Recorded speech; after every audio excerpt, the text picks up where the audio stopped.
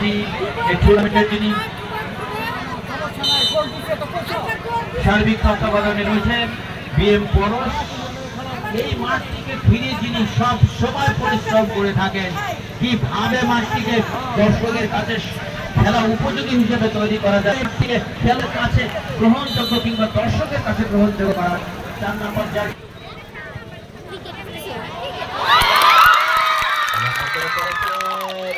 গোলরক্ষক সাইফুল, শহীদুল যে করে না কোনো ভুল, নাম তার হচ্ছে ওই গাউদিয়ার গোলরক্ষক শহীদুল। এখনো পর্যন্ত নিজের গোলজালকে কিন্তু অক্ষত রাখতে সক্ষম হয়েছেন শহীদুল। লম্বা করে বাড়িয়েছেন সতীর্থ ওই মিশুকে উদ্দেশ্য করে, তার আগে কিন্তু 4 নম্বর জার্সিধারী আবু বকর তিনি কিন্তু খানিকটা ক্লিয়ার করলেন, বল চলে গেল পশ্চিম পাশের অতিক্রম করে মাঠের বাইরে। লম্বা করে বাড়িয়েছেন চুকা, চুকা ও চুকা, বলটা জালে ঢুকা, কি করলেন আবারও সেই চুকা,